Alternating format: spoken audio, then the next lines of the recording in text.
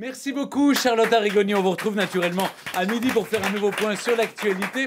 Et nous sommes dans À la bonne heure, événement exceptionnel aujourd'hui dans À la bonne heure. C'est Conchita qui est avec nous. Bonjour. Conchita Wurst pour... Alors maintenant on dit Conchita parce qu'il y a un album. Ah oui, oui, c'est simplement appelez-moi Conchita. C'est son album. Et puis une autobiographie, Moi Conchita, rien ne nous arrêtera, c'est publié à l'Archipel. On va en parler dans un instant. Merci. Comment vous appelez-vous, chère amie traductrice? Elsa. Elsa. Bonjour Elsa. Bonjour. Voilà. Elsa Vous allez... Elsa Najar. J'ai un nom de famille. You're going to translate. I You're guess. gonna try. Voilà, vous allez traduire, donc c'est parfait. Nous on veut bien le faire mais ce sera plus long. Non mais c'est bon, je vais m'en charger alors. Et puis je vous présente d'abord toute l'équipe. Avec nous, Appelez-moi Daniel. Daniel Moreau. Daniel Saucisse. Le frère de Conchita ou presque. C'est gentil de nous éteindre la lumière. C'est pour le voir. C'est pour l'ambiance. C'est vrai. Non, C'est mais... vrai, je suis un petit peu, je suis un peu fan. Et d'ailleurs, le mimétisme va loin. d'ailleurs. Ah, vous nous parlerez de vos soirées. Eh bien, mais je trouve que Conchita est mieux, Oui, mieux rasé. mieux rasé, hein. Oui, mais là, je prends un exemple de barbe bien taillée. Bien taillée. C'est bien Et lundi taillé. vous serez en robe. Hein. Bon exemple Exactement. aujourd'hui et lundi vous êtes en robe. C'est Régis Maillot. De quoi vous allez nous parler, Régis? Eh bien, le vendredi, c'est les unes de la presse, hein, les unes de la presse magazine, avec un petit Paris Match assez étonnant quand même. Oui, vous avez Ouais. vu ça? Ouais, ouais. Ah oui, il y a je de vais quoi le dire. Il y a de quoi dire. Et puis, avec ce qui s'est passé hier au Mont-Valérien, Oh là là. et là, ça valait quelque Heureusement chose. que c'était pas le Mont Valérie. Oui, il n'a rien de rire, mais là. Oh, vous me faites rire. Avec nous, Eric Dussard également. Bonjour à tous. Bon, on parlera d'un événement auquel va participer Conchita ce week-end, la fête de la musique sur France 2. On parlera de musique avec des passionnés de musique et notamment les candidats du maillon faible qui nous avaient par exemple appris que Jane Birkin et Serge Gainsbourg n'avaient pas chanté 69 années érotiques mais 69 années bisextiles, Ah oui. qui a été un grand succès également. Ce qui n'est pas vrai. Alors qu'année bisexuelle encore, j'aurais compris, mais... Et vous, Patrice Carmouze, bonjour. Bonjour, eh ben, on fera un petit quiz qui va nous transporter en Autriche et en Allemagne, Très essentiellement. bien. Écoutez, avec joie. J'adore voyager. Et puis, on va gagner. C'est notre dernière livraison de pieds de vigne, Eh oui. de de foie tablettes gras. tactiles, de foie gras et de bouteilles de vin avec On consommation. déstocke aujourd'hui. Offert par Interflora, puisque vous le savez, dimanche, c'est la fête des pères. Et puis, voilà, je vous propose de marquer une petite pause, de retrouver notre invité Conchita dans un instant. À tout de suite. RTL, À la bonne heure. Stéphane Bern. Je vous ai présenté toute l'équipe, maintenant je vais vous présenter notre invité.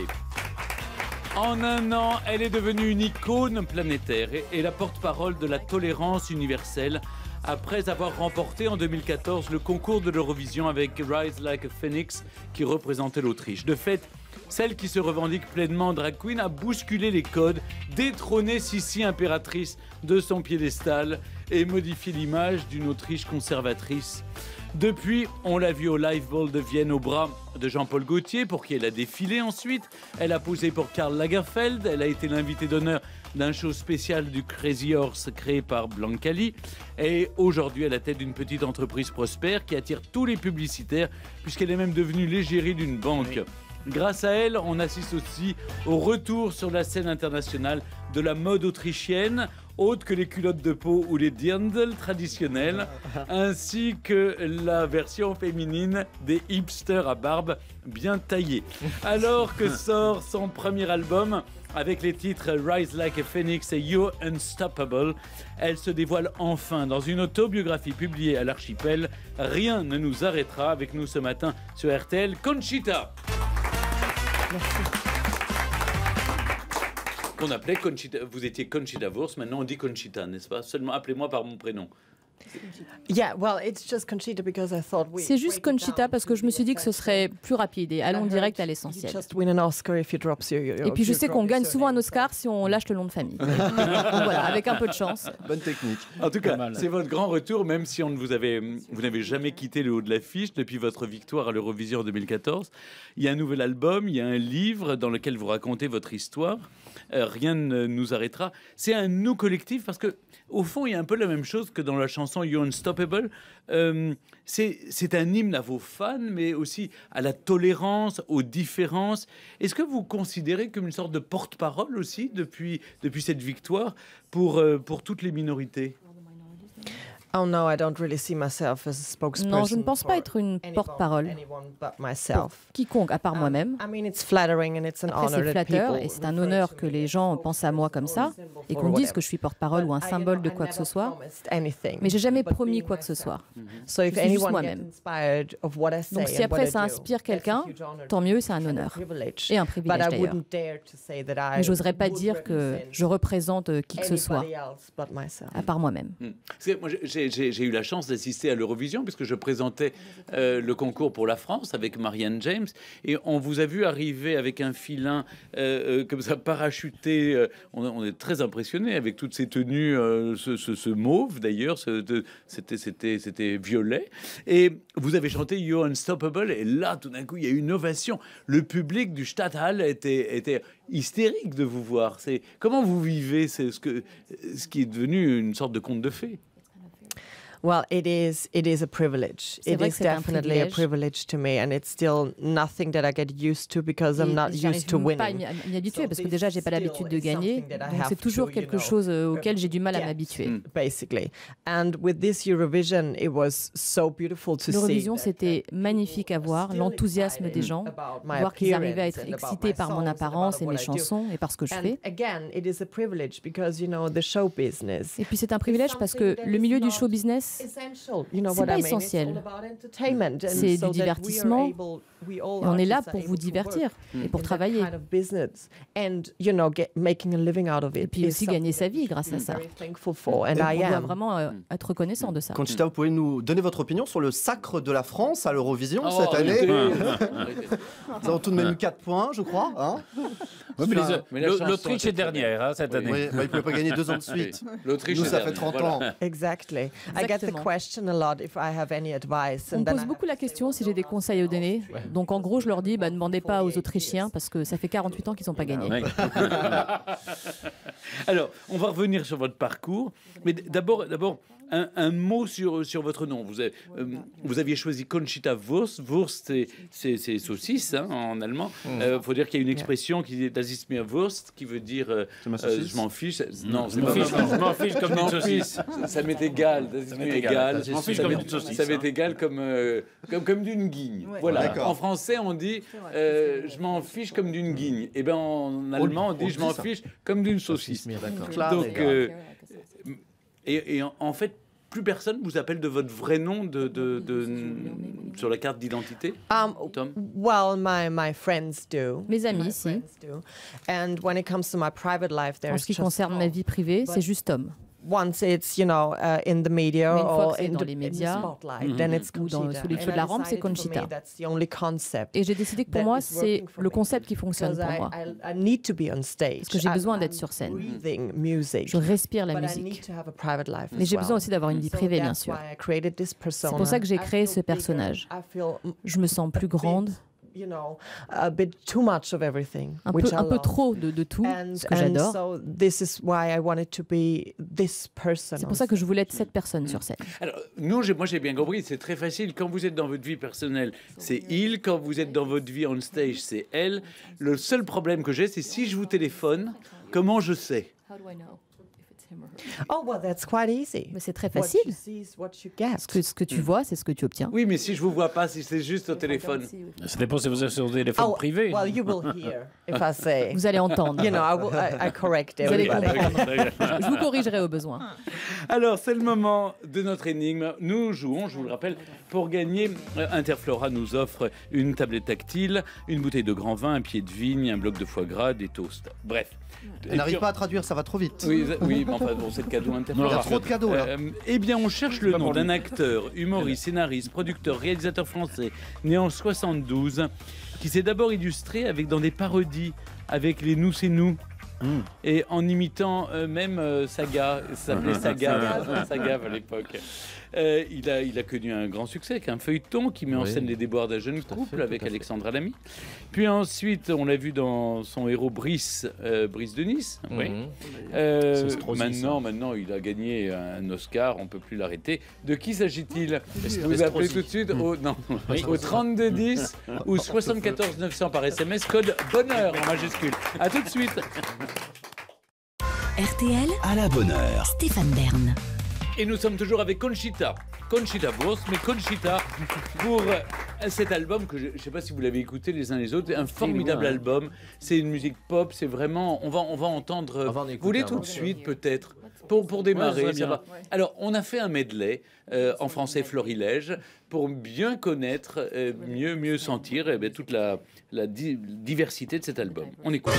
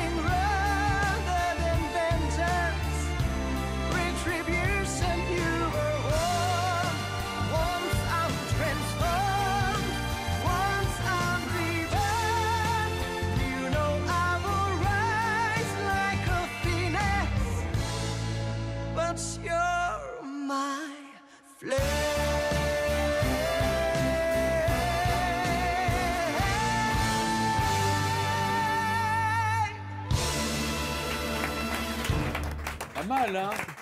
Voilà quelques extraits de l'album de Conchita avec Rise Like a Phoenix et You're Unstoppable. Alors reprenons votre parcours que j'ai vraiment découvert dans votre livre. Moi, Conchita, rien ne nous arrêtera à l'archipel. Vous êtes né dans un petit village de Styrie en Autriche. Vos parents aubergistes et tout va bien pour vous jusqu'au moment où vous allez à l'école et là vous vous sentez différent. Et le seul moment où vous êtes bien, c'est vrai qu'en Autriche, on continue à se déguiser pour le carnaval. Oui. Voilà. Et là, au moins, vous pouvez... des robes. Mettre des robes, voilà. mais j'imagine, dans un petit village de Styrie, c'est pas simple quand on se sent différent. Oh well, I don't think that it necessarily depends on where you live. Je pense pas que ça dépende de là où on habite. Unfortunately, our society Parce que malheureusement, notre société n'est pas si avancée pour ne pas avoir un problème avec les gens différents. So yes, in that period of time, donc oui, à cette époque-là, I started being a very self-confident kid. J'ai commencé à avoir une certaine confiance, me déguiser au jardin d'enfants, mais je m'en fichais. Puis après, on devient adolescent. Et tout le monde a son mot à dire et a un avis à donner sur le petit garçon en robe.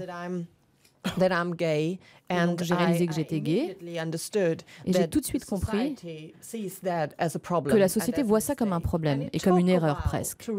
Et ça m'a mis du temps à pouvoir digérer ça. Parce que pour moi, c'était une erreur que les gens pensent ça. Et donc ça a créé des insécurités. Et à cause de ces insécurités, les gens m'ont fait du mal.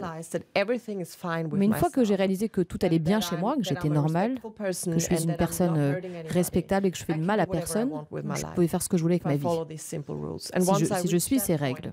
Une fois que je suis arrivée à ce niveau-là, plus personne ne pouvait me faire du mal. Et dans le même temps, ce qui est formidable, c'est que vous chantez et vous faites des études de stylisme, c'est-à-dire qu'en même temps, et c'est vrai que la mode a une importance considérable depuis qu'on vous voit, on voit toutes sortes de tenues, j'en parlerai plus tard, mais votre famille a vu les choses positivement, le fait que vous chantiez, que vous étudiez le stylisme?